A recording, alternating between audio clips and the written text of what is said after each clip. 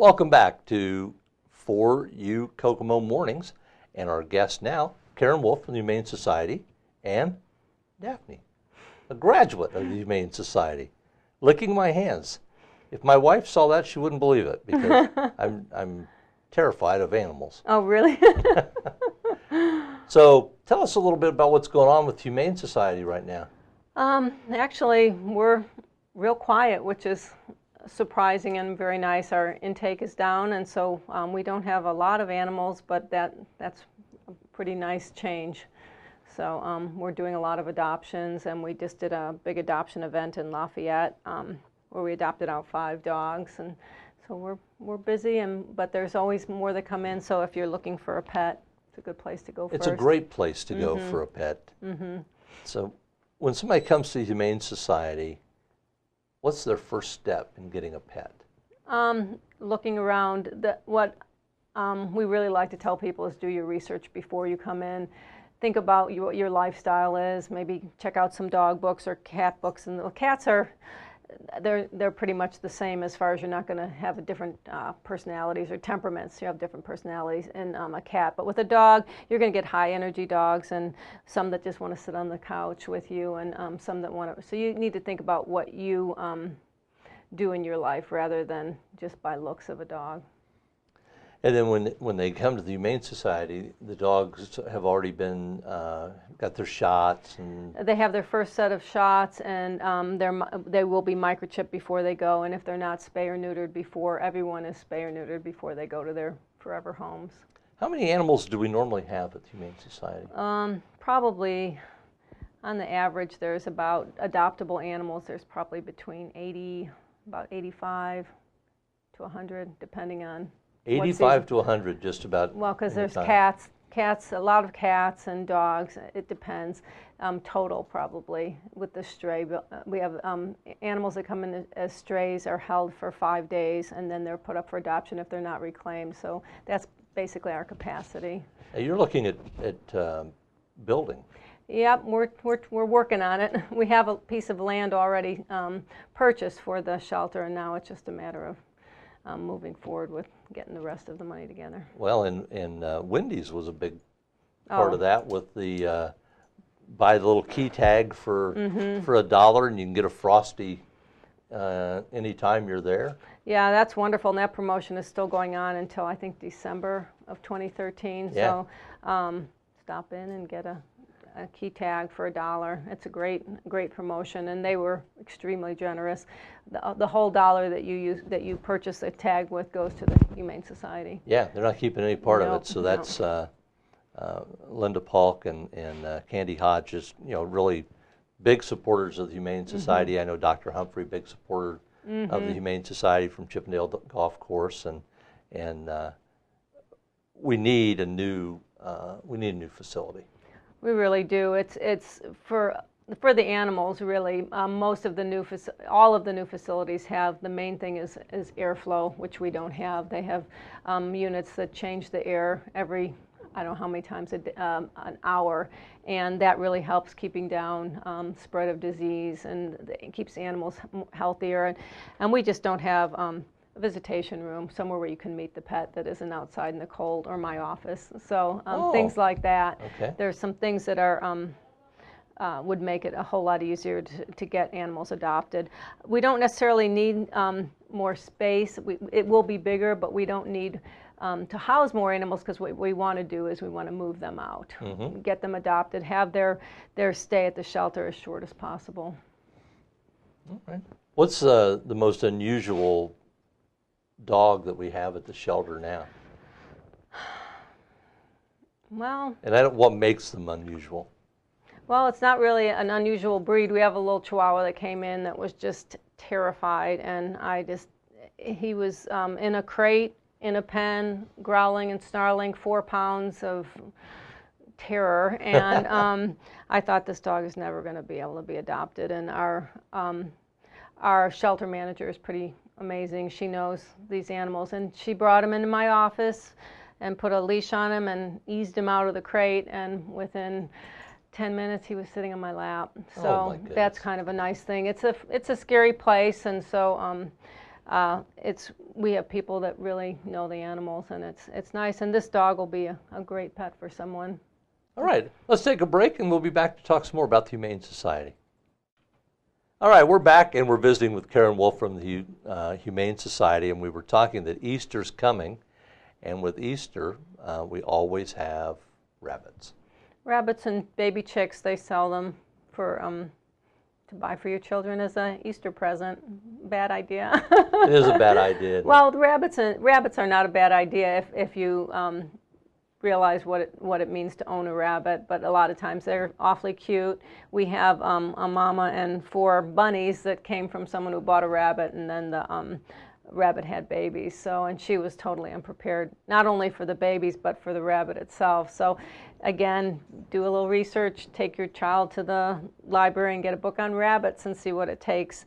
It's not a dog or a cat. They're not going to be quite as interactive as a dog or a cat will be. A lot of people love them. They make good pets, but you need to research a little bit what you're going to end up with. Well, you were telling me something I couldn't believe. You can litter train Right, you litter can. box train a rabbit. Yep, we had one at the shelter for a year and a half, and she used the litter box. And there are people that have them run around their house, and they use the litter box, and they make nice pets. It's just, like I said, you need to know what you're getting.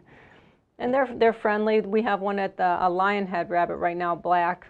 She's gorgeous, and she's real friendly. She wants to be petted and held. So they make good pets. You just need to know. And they live a while, so you need to make sure you're up for that commitment. You referred to them as a lap pet. Yeah, they're not going to necessarily, they're not going to necessarily walk with you, or but they'll, they run or hop around, and if they're socialized properly, they'll sit on your lap, and you can pet them. And I don't know that you can teach them tricks. I've never heard of that. You haven't heard that? No, never heard of it. I wonder what tricks we could teach No. we could teach a rabbit. Jump over the hoop. Right. I'm not sure. What about again, one of the things is those baby chicks. What happens when they get older? They turn into chickens or roosters, and people are not prepared for that unless you live out in the country. They're farm animals, and so people need to realize that they're not going to be house pets. I don't think you can litter train a chicken. So, and they're hard. They bring them in, and they're real little, and they have to be kept warm. And so I think it could be sort of a disaster if you get a baby chick and it dies on your child. That's kind of so I think, again, chicks maybe are not a good idea. But if you're looking for a smaller pet like a rabbit or a guinea pig, or rats are really great pets. Oddly enough, and they're real smart. You can teach them tricks. Run that tape back. Did you say that? I didn't really hear her say that rats are good pets.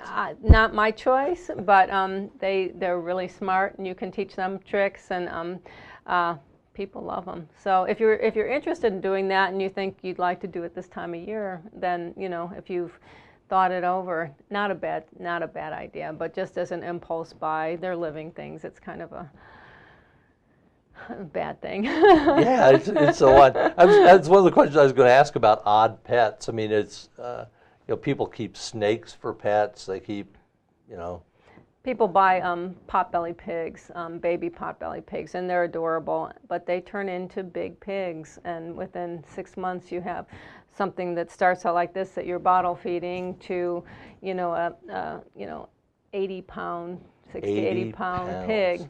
Which, again, not a house pet necessarily. People do keep them in their homes, but I think you need to be, again, prepared. Prepared for I think that's one of the things that people have to learn, that it all sounds good, but it is a long commitment, even, with a cat or a dog. Right, exactly. When you decide that you're going to have a cat or a dog, you've got a 15-year commitment in here. Mm-hmm. Hopefully that long, and that's the thing, is that we get animals in that are going on their 3rd home, and that's really hard on the animal to be moved over and over again. I would think it would work on your psyche if you kept being displaced and rehomed. It would. And so it would. You need to think about it before you do it, and then once you do it, you need to put the time in. Daphne was a challenge in the beginning, and she's a great dog now. So we get a lot of dogs in that are just between 8 months and a year and a half, and it's Oh, just before they settle down. But if you put the time into training and hold out past the puppy stage, you have a really nice companion. Companion is right, and they are very good as companions. They studies show that they lower blood pressure. Whoa, Daphne, what happened here? Come on. Well, usually they lower your blood pressure. Yeah, people supposedly live longer if they have a dog or a cat. Yeah. So, all right. You were getting a little tired of being well-behaved, huh? Yeah. She's done just marvelous, sitting here with the lights and everything that's going on. What about, we're in this cold, snowy season, things people ought to think about taking care of their animals?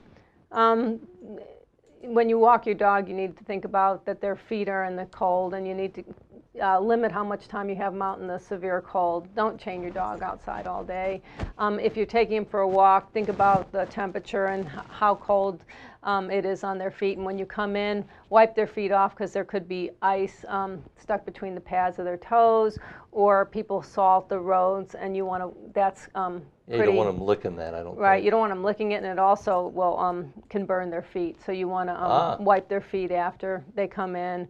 And a lot of people like to put on jackets for fashion, but really some of these little dogs with no, short hair, they get cold. So you need to think about that. And then as we're entering into the spring, and if you're a walker or a runner, your dog's been sitting around all winter like you have maybe, and you need to ease them into that. Ease them into it. Yeah, you wouldn't even think about that. It's just that I'm running, my dog's running. Right. Yeah, Right. that's good.